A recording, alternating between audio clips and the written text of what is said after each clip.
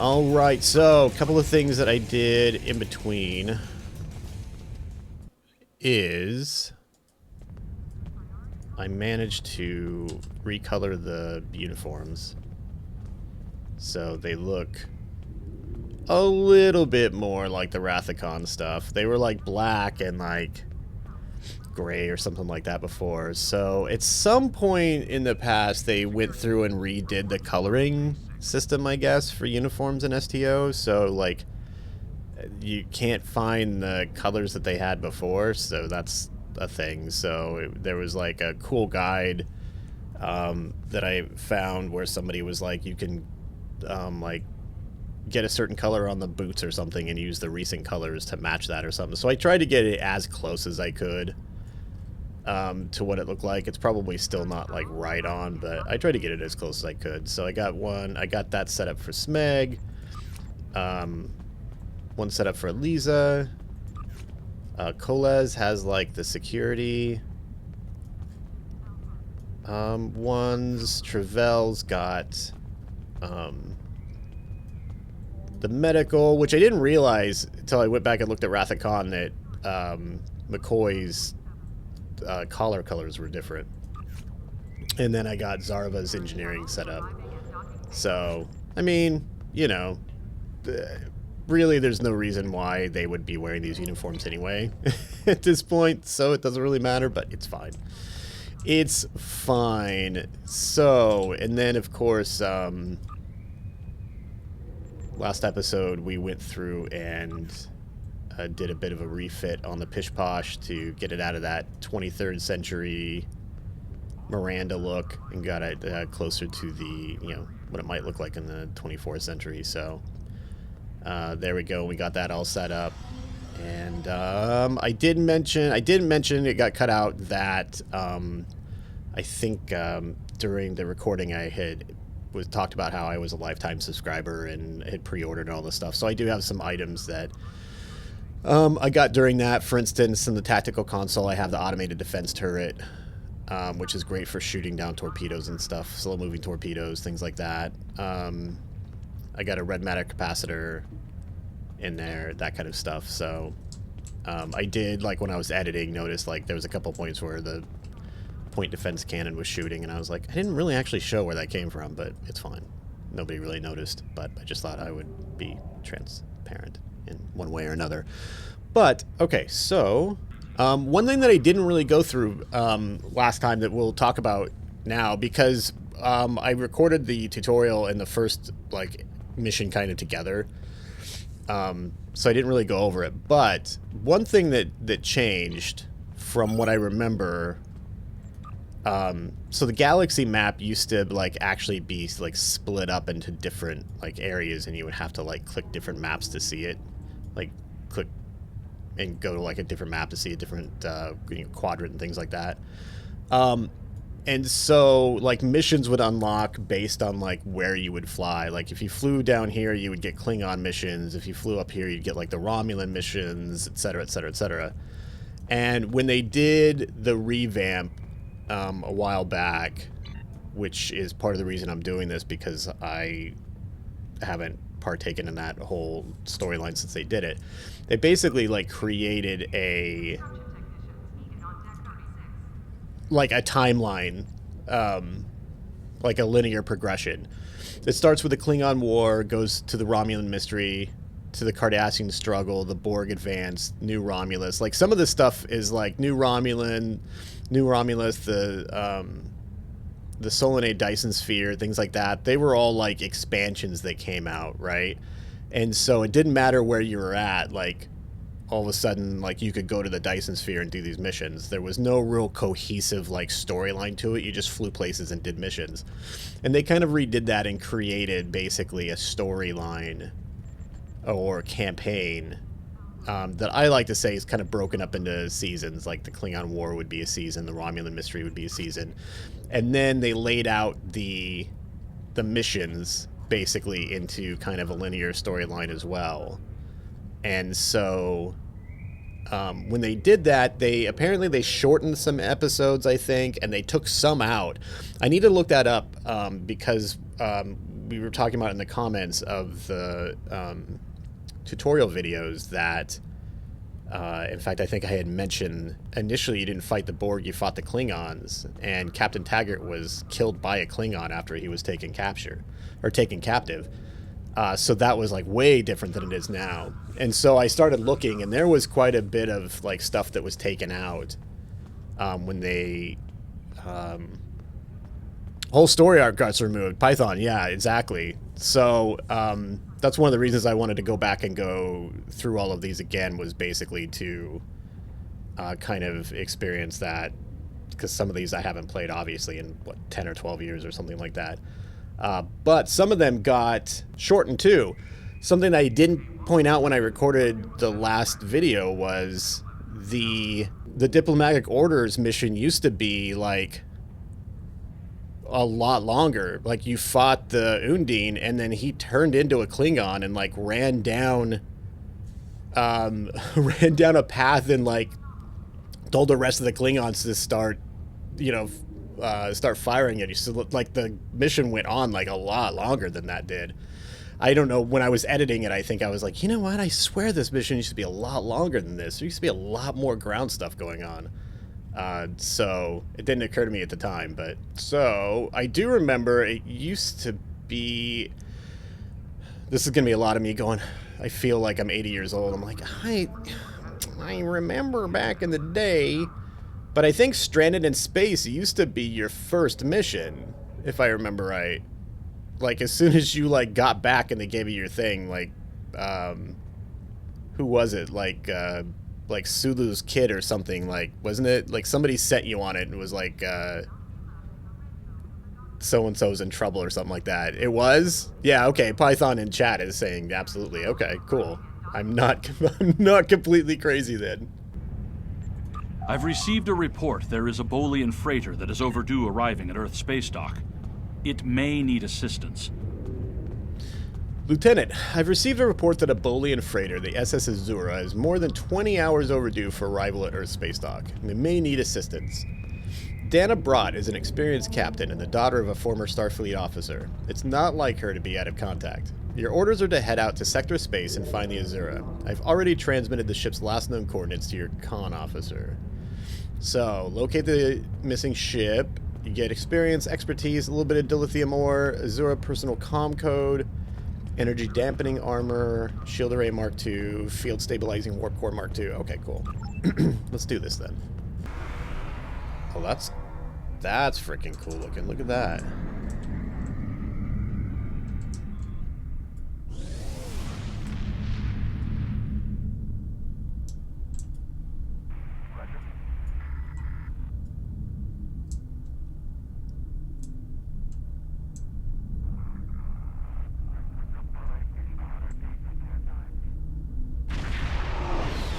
That is cool looking.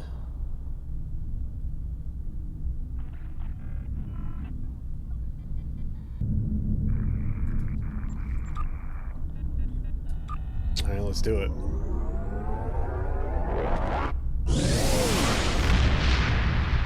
That's a big ship. That's a big ship. Look at that compared to...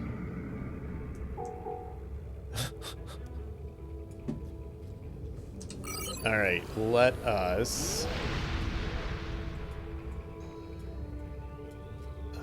it's pretty... There we go. Pretty close. There you go, we'll just set the autopilot on. To any ships in range, this is Dana Brott of the transport SS Azura. Please help! Warp core containment field down! Radiation flooding ship! Communications and life support failing! Cannot eject warp core! Need immediate evacuation and assistance! Please help us! You know what? She said please. And we know how the power of please is the most important. She definitely is not quite as goofy sounding as the engineer.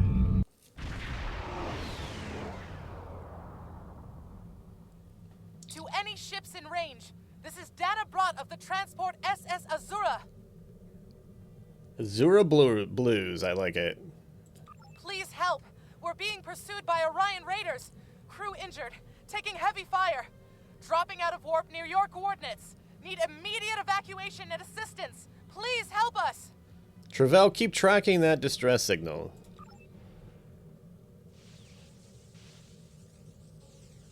Oh, jeez. Oh, man.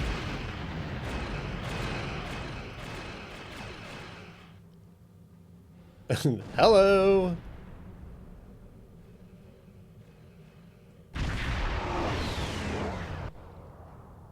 Scan hexafluorine gas.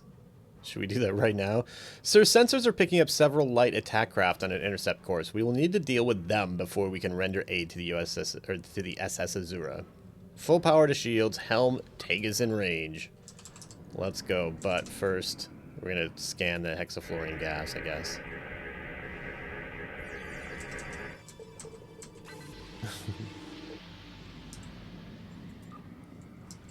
All right, let's go. Got power to weapons.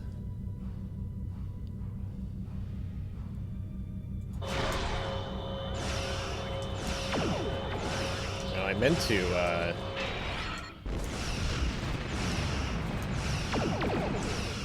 that.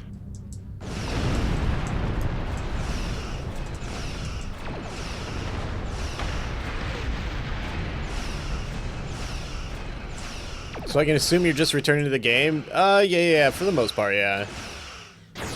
I picked it up, like, here and there for, like, a day or so, but this is, like, the first time, like, really playing it in a while.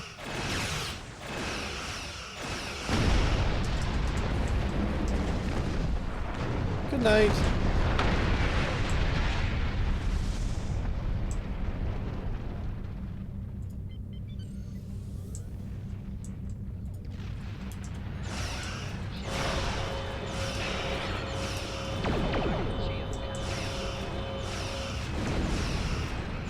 Jeez.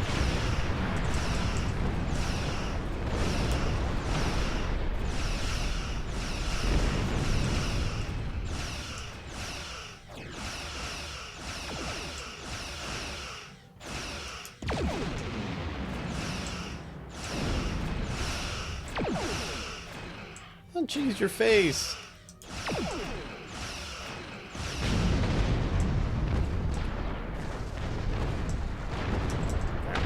Closer. Scan the Azura. Captain, I'm detecting elevated radiation levels on the Azura. I've alerted the transporter chief of the situation. She can brief you before you beam over to the Azura. Wait, why am I going again? Maybe other people can go. Away team, report to the transporter room. Looks like the full gang is there. One of the things when STO first came out that was kind of a, like, people talked about a lot was just, like, the size of the interiors of the ships were, like, so huge. In fact, in some ships and some maps and stuff, they actually, like, shrunk the hallways and stuff down because they were just so ungodly huge. Captain, I'm concerned about the radiation on the Azura. She might have some damage to the warp core, but our sensors can't pick up enough to determine exactly what you'll find over there. I'm sure I can send you and the away team to the ship safely, but getting you back might be a problem until the Azura's critical damage is repaired. Step on the transporter pad when you're ready to go, and be careful, sir. Try to keep a lock on us and prepare to transport survivors. She seemed very kind. Thank you. Seems really nice. Let's go, guys.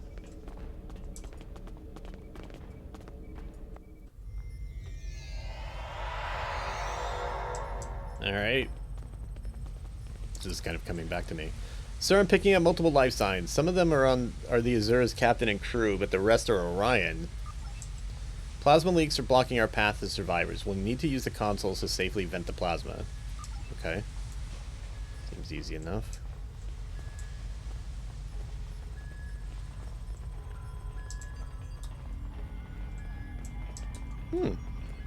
Hello. Medium hypo. I'll take it. Excuse me. Sorry.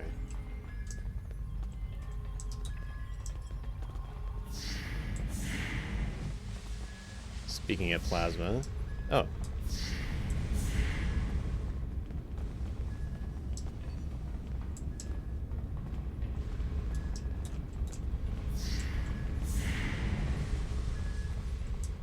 Can't get through that one. Just like walked against it with my face. Alright. Let's just turn that off. There we go. Oh. Hello. Standing there. Let's get the car. Oh man, who set their thing to vaporize? I think I got vaporized in a big way. Hello. Oh geez, I did that. Listen, just forget that. Let's go.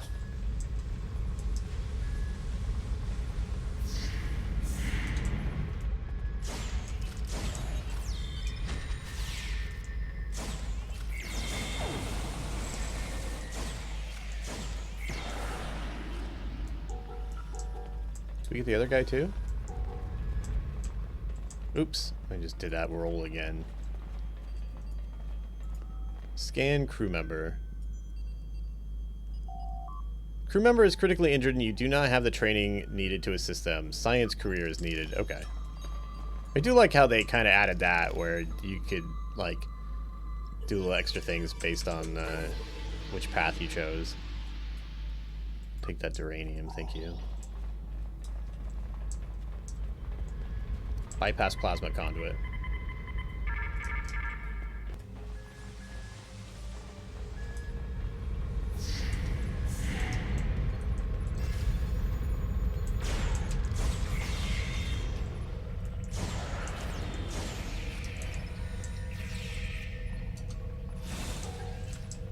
I got him before I can even get over there. Good job. Well, even though I have a doctor with me, sorry. She's apparently busy right now. We'll get back to you eventually. Don't worry about it. Uh-oh.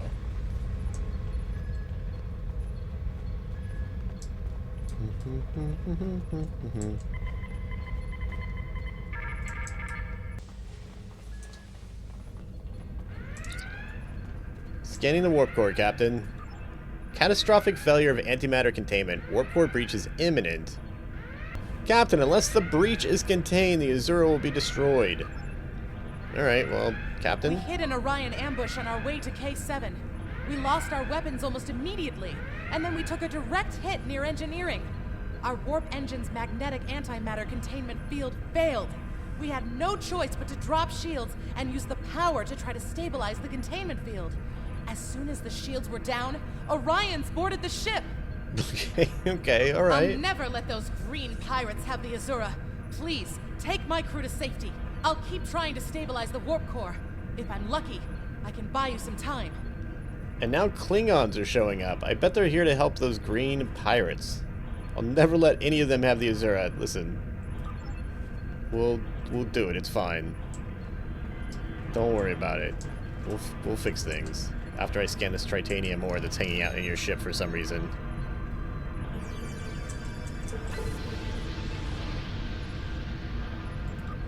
You just, you know, grab that. Having flashbacks of Fleet Command suddenly.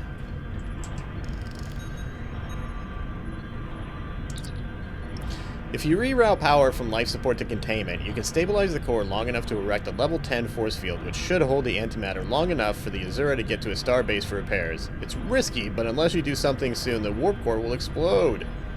Stabilize it. Okay. Well, let me just step up here. Life support levels are at 82%.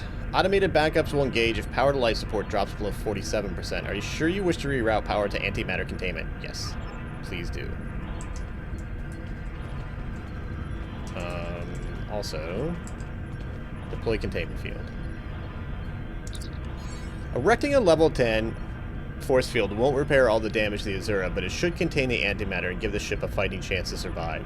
If the vessel makes it through the next few minutes, it should be able to limp to a starbase on impulse power. A shipyard is needed to make all the repairs that the vessel needs. Engage force field. Luckily enough, they're like right near Earth space dock, so they should be fine.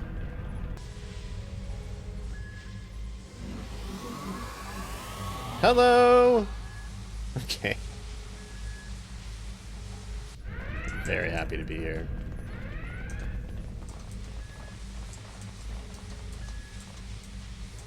Oh, geez. There's a bunch of them.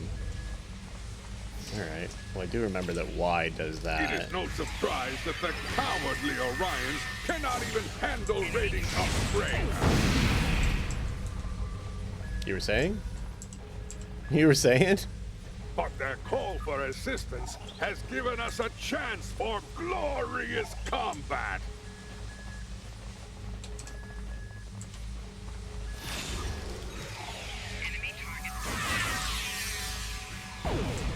Oops, I hit the wrong button.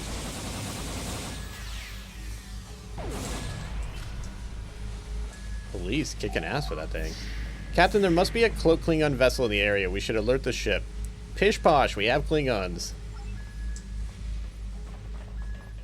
If Agony here, he would be making a Klingon joke right now.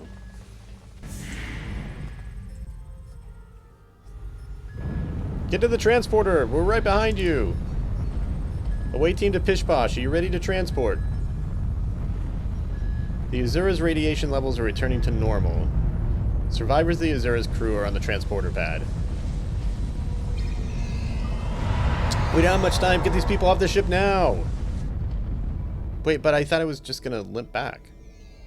Hello. Sensors detect Orion reinforcements on the way. We need you back on the bridge. Yeah, because all of the bridge officers are on the transporter pad right now, or like on the ship.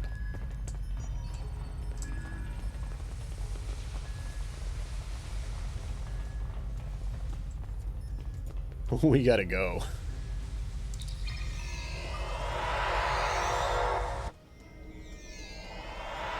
Hello! Hello, how's it going? Good to see you. Hello? Hello. Hello, how's it going? Oh, you don't look happy. That's alright. This guy will take care of you. Back to the bridge. Come on, everybody back on the bridge. Right now there's nobody up there. It's like the B team is up there. It's like the night shift.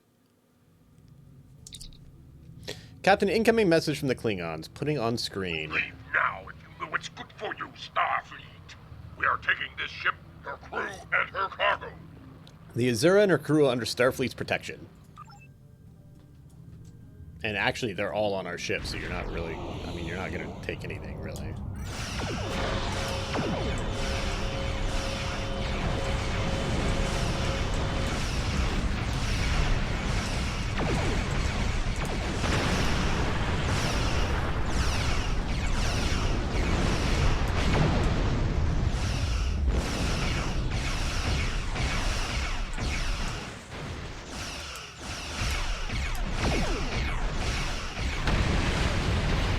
Saying, oh, jeez, a warship.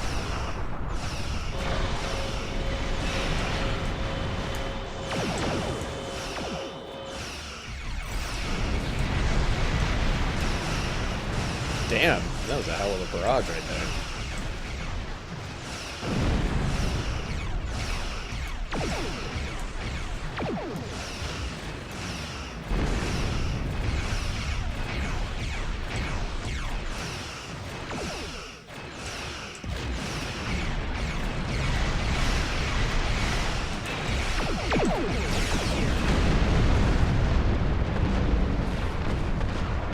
Took out dual heavy cannons.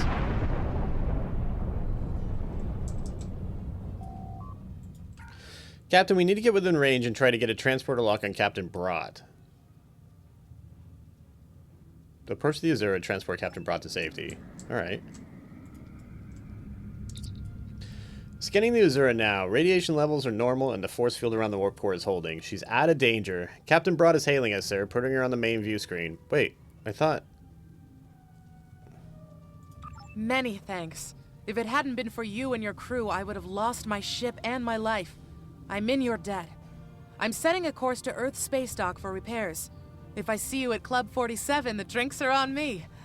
I think I might even have a few bottles of Tranya in the cargo hold.